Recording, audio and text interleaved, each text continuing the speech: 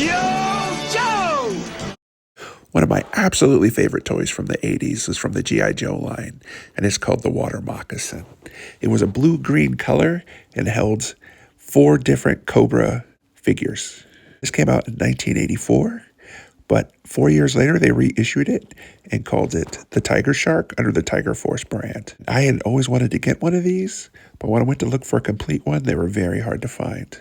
Now here's the first one I purchased. You can see that it's missing one gun on one side, and the actual gun has a broken peg so it doesn't hook on appropriately. It does, however, have a lot of the other components, such as the fans in the back.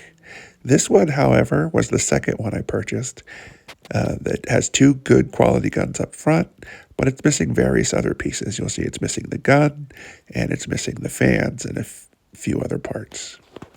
Now, the kids have been asking me for a long time to do a YouTube video with them, and when I told them that we were going to be refurbishing a toy from my childhood, they were just super thrilled. Thank you for making me a part of this. The first thing we had to do was take both boats and break them down to all their different components. Luckily, I had my little fairy pop up, and she helped me break them down really quickly. Then it was off to the bath to give them a quick scrub. Now, you really want to make sure you get these pieces really clean so that when you put them together, the boat looks really nice. Once in a blue moon, the fairy's magic stops working. Stops working? Yes, for a whole day. These boats have a lot of pieces. Luckily, I have my son there to help me. We get them all washed up. Now it's time to inspect them. Give each one a good look. Which ones do you want to keep for your main boat, and which ones do you want to save for later? Give each one a good eye.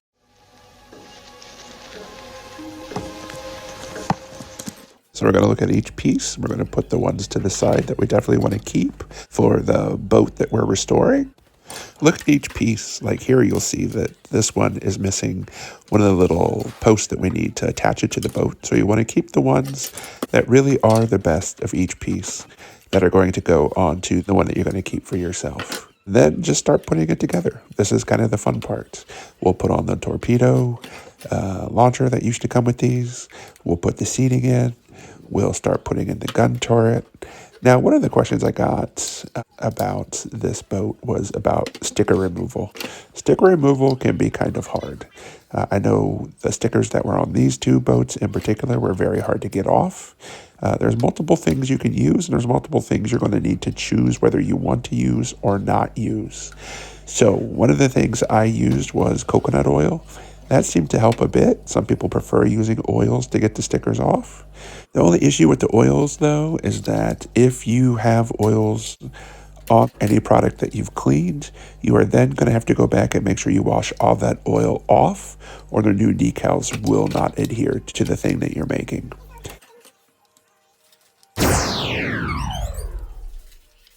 The other issue that you may run into with oils, some people tend to rub oil into an entire plastic toy because it does make it look shinier and newer.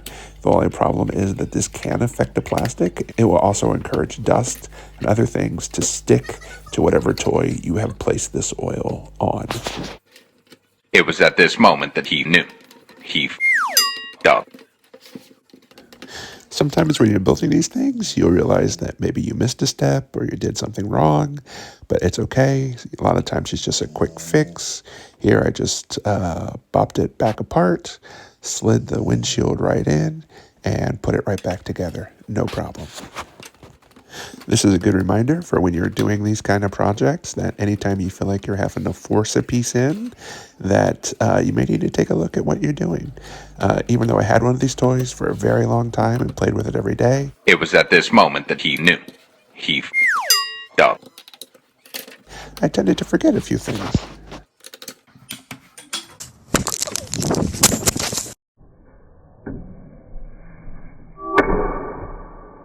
Two hours later. For some reason, losing the piece is always much easier than finding the piece. I was able to locate it and find it and put it back on. One of the things you want to remember when you're putting on these little fan vanes is you want to squish the circle in. Otherwise, you're going to risk breaking those fans that are on the back. And you really don't want that to happen because those are very hard to replace. Next up comes the decals. I was able to find these decals at toyhacks.com. They are not a sponsor, as you'll probably realize when I talk smack about them later. One of the things you'll notice with this pack is you have the choice to have the American flag down here, or they also give you the choice to have the Canadian flag. If you can't tell by the accent, maybe you can tell by the actual theme song of G.I. Joe that... G.I. Joe, American hero, G.I. Joe is there. G.I. Joe is the code name for America's daring, highly trained Special Mission Force. Now, where to place these stickers was a challenge. Luckily, I found 3djoes.com. They had a lot of good information and pictures about where the stickers were originally meant to go. Here you can see I have started putting on one of the sides. I am a real stickler when it comes to my decals. I think it may be because my brother always used to put them on and he never got them right. When you're putting these on, you go and make sure you rub them in all the nooks and crannies, getting all the air bubbles out. As I said, sometimes I'm a stickler. You'll see I am actually taking this off as I've realized that the teeth do align with the bottom of the boat. I am then reapplying it, and it seems to be sticking really well, even for pulling it off and putting it back on the second time. Getting back to the discussion of what can be used to remove old decals as I put these on, some of the things I've seen people recommend using is lighter fluid. Now, that is something I have not tried, mostly because I do like to stick to more of the natural stuff, especially since the kids are helping me when I am doing some of this stuff. So I do tend to stick to a more natural base. I did for this one also, for one of the more stubborn spaces, is use an alcohol wipe.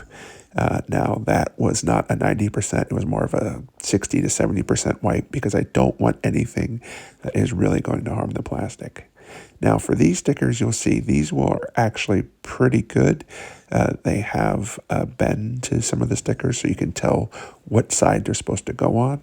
So don't be scared to look at the stickers and see where there may be a place for them already designed to go. So here is my only criticism of the decals that I received. They do tend to be on the thicker side, which is fair enough. That does make them quite a bit more durable. The only problem is that they are really hard to remove from the sheet itself, as I am getting ready to find out.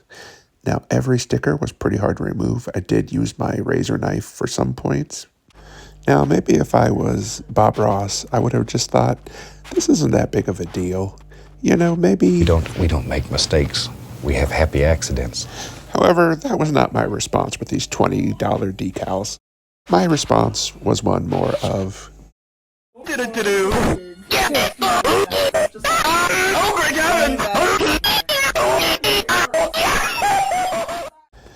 Here you can see where the decal actually ripped because it was so hard to get it off of the backing. The corner's gone. I am going to just keep going on and pushing forward and just try to make the best of it. It takes a little finagling, get it sorted. Get the razor knife out, get it all lined up. And really at the end, it still looks pretty good. But once you spend $20 on one sheet of what are essentially stickers, you do want them to be perfect. But once again, as you saw before, I was able to pull them off and have them re-adhere. They are a quality sticker. I just wish that the cuts were a little bit better. Now, there were some stickers that came with this as well that I did not apply. They actually had some of the names of the G.I. Joes themselves, as in their personal names. Now, when this boat came out in 1988, it actually did not come with any characters, so I saw no point in adding any of their names to the boat itself.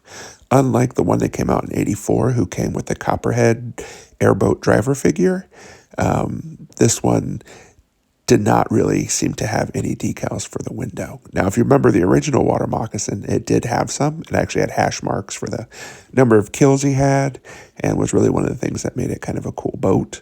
But these stickers are actually making this boat look really, really nice. You can see I have a little bit of an OCD problem when it comes to these decals. I am making sure they're absolutely perfect. This is driving my children absolutely insane, sitting there watching me fiddle with these little stickers while they make a recording. Never gives up, he'll stay till the fight's won. G.I. Joe will dare. G.I. Joe, American hero. G.I. Joe. Gentlemen, behold!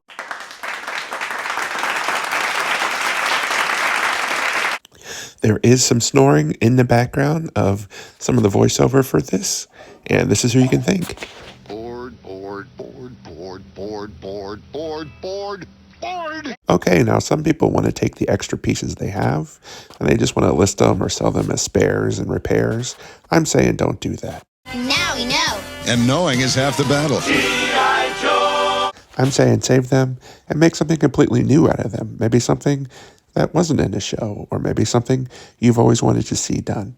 And that'll be what we do next time. Kids and I are going to sit down and sketch out what the next one's going to be, and we already have the name for it.